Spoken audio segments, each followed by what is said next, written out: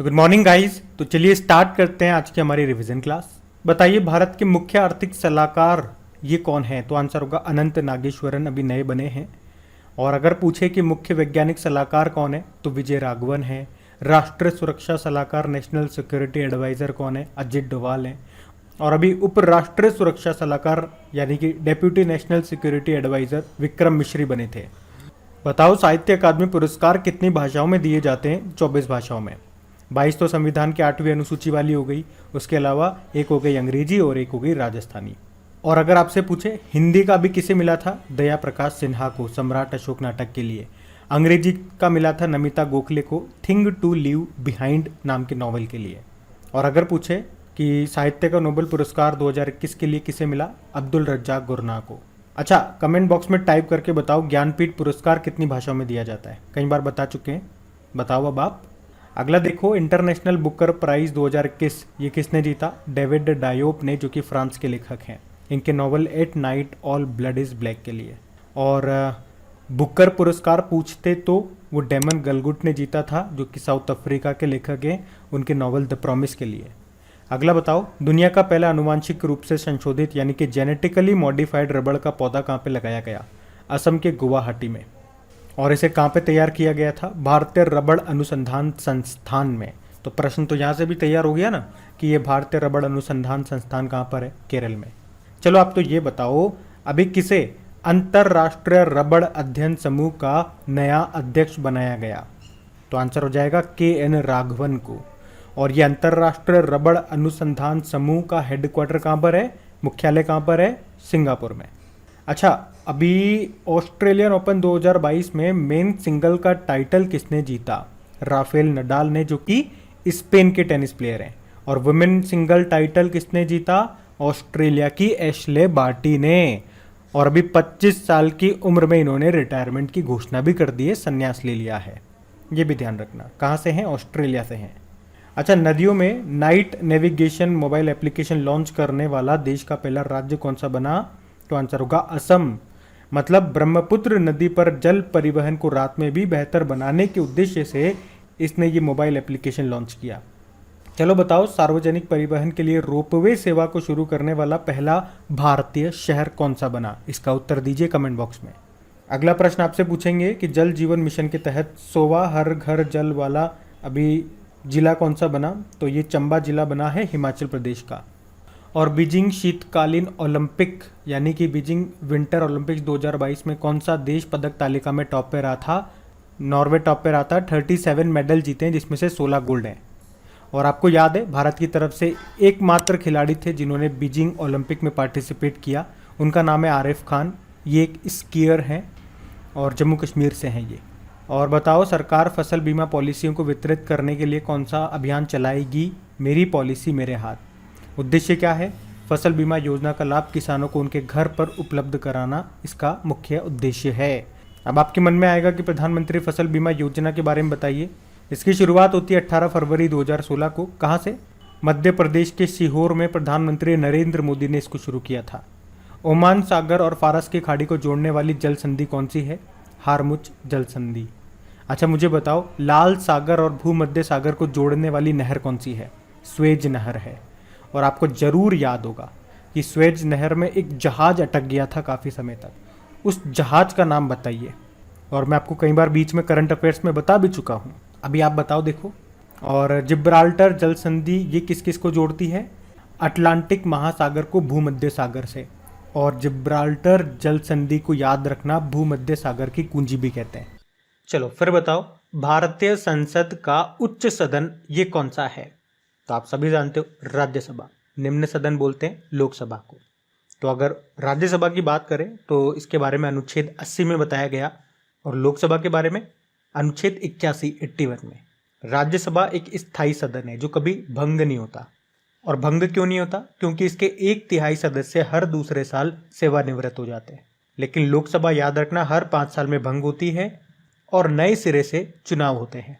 अच्छा, राज्यसभा की सदस्यता के लिए मिनिमम एज कितनी होनी चाहिए? ये प्रश्न एग्जाम में कई बार पूछा जाता है। और ये क्या प्रश्न? इस वाली शीट में जितने भी आज मैं आपको प्रश्न कराने वाला हूं, ये सारे आपके किसी न किसी एग्जाम में पूछे गए हैं और ये मैं आपको इसलिए कह रहा हूं क्योंकि मैं इसी तरह से ये सेलेक्ट करके लेकर के आया हूं और एक बार नहीं कई कई बार एग्जाम में रिपीट हुए हैं ये प्रश्न भी। और साथ में जो मैं आपको एक्स्ट्रा क्वेश्चंस भी बताऊंगा, तो देखने को तो ये 10 ही क्वेश्चन है, लेकिन मैं आपको इसमें 14-15 बताने वाला हूं। तो ध्यान से सुनना, एक एक प्रश्न इंपॉर्टेंट है। तो क्या प्रश्न पूछा है मैंने आपसे कि राज्यसभा की सदस्यता के लिए मिनिमम एज कितनी होनी चाहिए? तो आंसर होगा 30 साल होनी चाहिए। और इसके सदस्यों का कार्यकाल कितना होता है? 6 साल का होता है। मैंने अभी आपको बताया जिसमें से 1/3 सदस्य हर 2 साल के बाद सेवानिवृत्त हो जाते हैं। अच्छा, अगर बात करें सदस्यों की अधिकतम संख्या, ये कितने निर्धारित है? 250 है, लेकिन वर्तमान में कितने हैं? 245 सदस्य ही है। अगला देखो प्रश्न कि राज्यसभा के पहले सभापति कौन थे? सभापति बोल दो, या कभी ऐसे प्रश्न भी पूछा गया है पहले अध्यक्ष कौन थे। ये दोनों प्रश्न एग्जाम में पूछे गए हैं। तो आंसर होगा भाई सभापति कौन होते हैं? आपको पता है जो वाइस प्रेसिडेंट है वही होते हैं, उपराष्ट्रपति। तो देश के पहले वाइस प्रेसिडेंट का नाम आपको पता है, तो इसका उत्तर कर दोगे।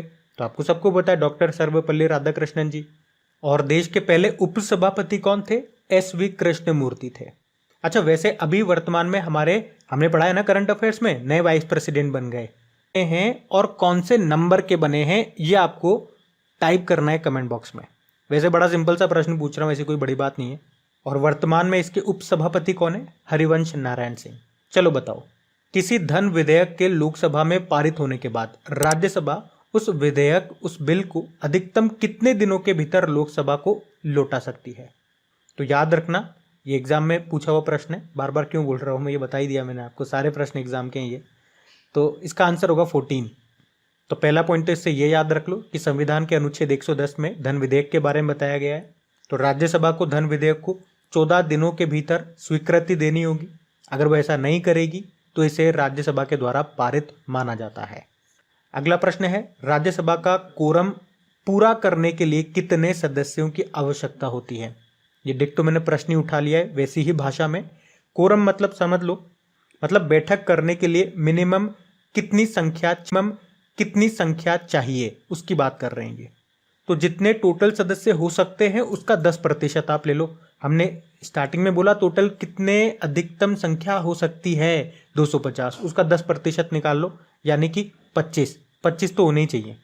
अगला प्रश्न देखो, भारत के वित्त मंत्री के द्वारा केंद्रीय बजट ये किस सभा में प्रस्तुत किया जाता है? लोकसभा या राज्यसभा में? तो आंसर होगा लोकसभा में। और अगर एक प्रश्न आपसे मैं पूछ लूं कि स्वतंत्र भारत का पहला बजट ये किसने पेश किया था और कब? तो आंसर होगा RK षणमुख चेट्टी ने, 1947 की बात है। और अगर एक प्रश्न मैं आपसे पूछ लूं कि स्वतंत्र भारत का पहला बजट ये किसने पेश किया था? तो आंसर होगा RK षणमुख चेट्टी ने। फिर बताओ, किसी भी विधेयक को धन विधेयक घोषित करने का निर्णय कौन लेते हैं? तो आंसर होगा लोकसभा अध्यक्ष। मैंने अभी आपको ऊपर बताया अनुच्छेद 110 में धन विधेयक के बारे में बताया गया है और धन विधेयक केवल लोकसभा में प्रस्तावित किया जा सकता है। उसके बाद इसे राज्यसभा में विचार विमर्श के लिए भेज दिया जाता है। और कितने दिनों के अंदर स्वीकृति देनी होगी राज्यसभा को? तो हमने पढ़ा अभी 14 दिनों के भीतर। अगला प्रश्न है, लोकसभा के पहले स्पीकर कौन थे? तो ये शायद कई बार हम पहले पढ़ भी चुके हैं हमारे रिवीजन वाले वीडियो में ही। तो आंसर होगा गणेश वासुदेव मावलंकर। वर्तमान में आप जानते ही हो 17वीं लोकसभा है और इसके अध्यक्ष कौन है? ओम बिरला है। अच्छा, एग्जाम में यहाँ पे एक और प्रश्न पूछा गया था कि अभी जो लोकसभा अध्यक्ष है ओम बिरला, इनके पहले लोकसभा अध्यक्ष कौन थे? ये भी रिसेंट में कोई एग्जाम में पूछा गया प्रश्न है। तो आंसर होगा सुमित्रा महाजन। और ये दूसरी महिला है इस पद पर आने वाली। पहली महिला कौन है? मीरा कुमार। देखो, अच्छे अच्छे प्रश्न है। और हाँ, अगर सेशन अच्छा लगा तो प्लीज़, अगर लाइक नहीं किया तो लाइक ज़रूर करना। बहुत मेहनत करके आप लोगों के लिए क्वेश्चन सेलेक्ट करके ला रहा हूँ। और जो आप लोगों से प्रॉमिस किया आपकी स्टैटिक जीके को अच्छा बनाने के लिए जो क्विज मैं तैयार कर रहा हूँ, उसके लिए भी मैं क्वेश्चन कलेक्ट कर रहा हूँ। टाइम तो लगता ही है। देखो, पहले क्वेश्चन को कलेक्ट करना, उसके बाद क्विज टाइप करना, अपलोड करना। जैसे ही क्वेश्चन मैं डाल दूंगा, टाइप कर दूंगा, मैं आपको इन्फॉर्म भी कर दूंगा। वैसे आपको नोटिफिकेशन आ जाएगा अगर आपने चैनल को सब्सक्राइब करके नोटिफिकेशन बेल आइकन को प्रेस कर रखा है तो।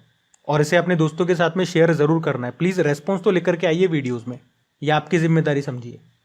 अगला प्रश्न देखिए, लोकसभा के प्रथम आम चुनाव ये कब आयोजित किए गए थे? तो ये 1951-52 में, यानी कि 25 अक्टूबर 1951 से 21 फरवरी 1952 के बीच में। और आप जानते हो पंडित जवाहरलाल नेहरू लोकतांत्रिक रूप से चुने गए देश के पहले प्रधानमंत्री थे। और मैंने आपको बता दिया ना कि लोकसभा के बारे में कहाँ लिखा गया, अनुच्छेद 81 में। और लोकसभा में उन सदस्यों की कुल संख्या कितनी है जिन्हें राज्यों के विभिन्न चुनाव क्षेत्रों से सीधे जनता के द्वारा चुना जाता है, तो आंसर होगा 530। याद रखना, लोकसभा में अधिकतम संख्या निर्धारित कितनी है, 552 है, जिनमें से 530 सदस्य राज्यों के विभिन्न चुनाव क्षेत्रों से आएंगे, 20 सदस्य संघ शासित प्रदेश से आएंगे और 2 सदस्य राष्ट्रपति के द्वारा एंग्लो इंडियन में से चुना जाता है। लेकिन यहाँ पे एक पॉइंट मार्क कर लेना कि वर्तमान में जो 2 एंग्लो इंडियन मनोनीत किए जाते हैं, अभी उस व्यवस्था को समाप्त कर दिया गया 104 संविधान संशोधन 2019 के द्वारा। और वर्तमान में लोकसभा में कितने सदस्य हैं, तो 545 है। लोकसभा को आपको पता है निम्न सदन भी कहा जाता है और इसे अस्थायी सदन भी कहा जाता है। अब हम पुराने महीने के करंट अफेयर्स का रिवीजन करेंगे। आप कमेंट बॉक्स में ज़रूर बताइएगा कि सेकंड वाली शीट आपको ये कैसी लगी है, ताकि मैं डेली कोशिश करूं कि सेकंड वाली शीट में जो हम चेंजेस कर रहे हैं इसी तरह से ही नए नए क्वेश्चन मैं आपको दूं। और ख़ास तौर पे ये वही क्वेश्चन होंगे जो आपके किसी न किसी कॉम्पिटिटिव एग्जाम में पूछे जा रहे हैं। जब मैं आप लोगों के लिए इतनी मेहनत और कर लूँगा कि कम से कम ये सेकंड वाले शीट में हम इस तरह के क्वेश्चन रखें जो सारे एग्जाम में पूछे गए हों। और बीच बीच में जैसा कि आपको पता है हम रिपीट भी करेंगे इन शीट को। भाई रिवीजन वाले वीडियो का मतलब यही तो हो गया, शीटों को रिपीट करना, क्वेश्चंस को रिपीट करना, ताकि ये चीज़ें आपके माइंड में रहे, आप भूलो नहीं। जैसे आज इसको पढ़ लिया, 2-5 दिन बाद फिर इसको पढ़ेंगे। आज पढ़ लिया, मान लो आपने 9-10 क्वेश्चन, 2-3 तो याद हुए होंगे, अगली बार फिर पढ़ेंगे, 2-3 और याद हो जाएंगे। महीने में अगर 3-4 बार भी इस शीट को रिपीट कर लिया तो ये याद हो जाएगी आराम से। चलो बढ़ते हैं आगे। अच्छा बताइए, उड़ीसा ओपन बैडमिंटन टूर्नामेंट 2022 में महिला एकल का खिताब किसने जीता? उन्नति हुड्डा ने। और पुरुषों में जीता था किरण जॉर्ज ने। ये कहाँ पे हुआ था? ये हुआ था कटक, उड़ीसा में। अच्छा, कटक किस नदी के किनारे स्थित है? महानदी के किनारे। यहीं पे आपको राष्ट्रीय चावल अनुसंधान केंद्र भी मिलेगा। किसने world games athlete of the year पुरस्कार 2021 को जीता? तो आंसर होगा PR श्रीजेश। ये हमारे मेन्स हॉकी प्लेयर के गोलकीपर हैं और ये अवार्ड पाने वाले रानी रामपाल के बाद ये दूसरे भारतीय बने थे। बताइए, भारत का पहला यूनिकॉर्न स्पोर्ट्स एंटरप्राइज ये कौन सा बना? तो आंसर होगा चेन्नई सुपर किंग, जिसके कप्तान है महेंद्र सिंह धोनी। अच्छा, आप तो ये बताओ, हमारा पहला स्पोर्ट्स यूनिकॉर्न कौन सा बना है और 100वें नंबर का, 100 नंबर का अभी यूनिकॉर्न कौन सा बना है? ये 2 प्रश्न है आपके लिए। अगला है, किसने 2022 महिला पैन अमेरिका कप जीता? अर्जेंटीना ने। किसको हरा के? चिली को हरा के। ये एक फील्ड हॉकी टूर्नामेंट है। कहाँ पे हुआ था? चिली के सेंटियागो में। पुर्तगाल के फिर से प्रधानमंत्री कौन बन गए? एंटोनियो कोस्टा, जिसकी कैपिटल लिस्बन है। प्रेसिडेंट है रेबेलो डी सूजा। यूरो कंपनी है, यहाँ की करेंसी है यूरो।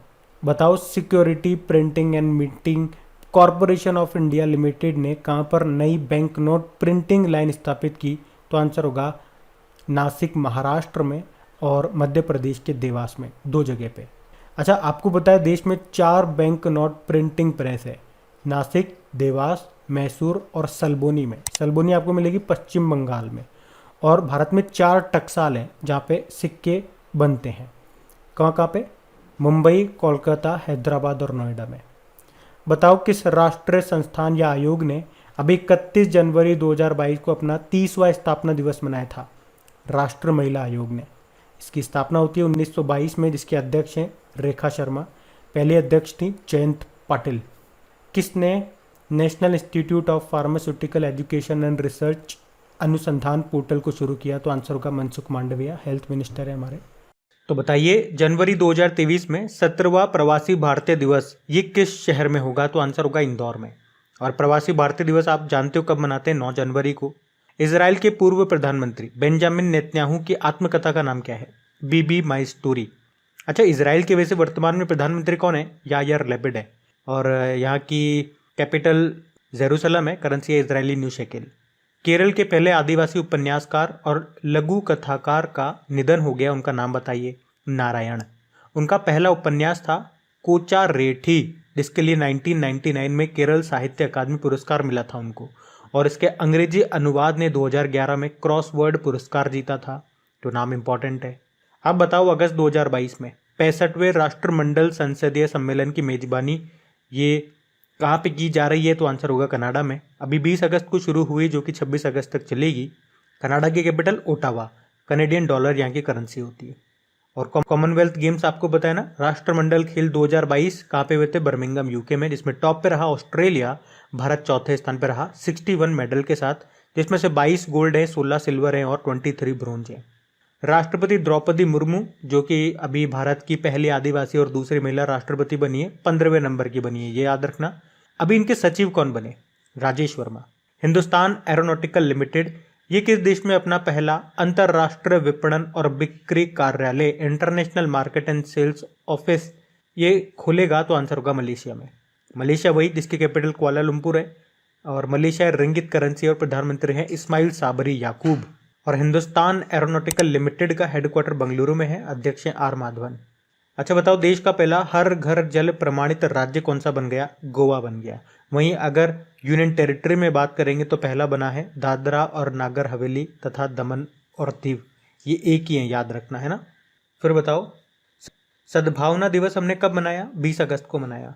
20 अगस्त को याद रखना वर्ल्ड मॉस्किटो डे और रिन्यूएबल एनर्जी डे यानी कि अक्षय ऊर्जा दिवस भी मनाया। समर बद्रू बनर्जी का निधन हो गया। उनका संबंध किससे था? वे क्या थे? फुटबॉलर थे। और याद रखना अभी 2022 में जो 75वां संतोष ट्रॉफी हुआ था, संतोष ट्रॉफी का संबंध फुटबॉल से है। इसको जीता है केरल ने पश्चिम बंगाल को हरा करके। तो गाइज, ये था आज का आपका सेशन। अच्छा लगे तो प्लीज़ लाइक करके शेयर ज़रूर कर देना। Thank you.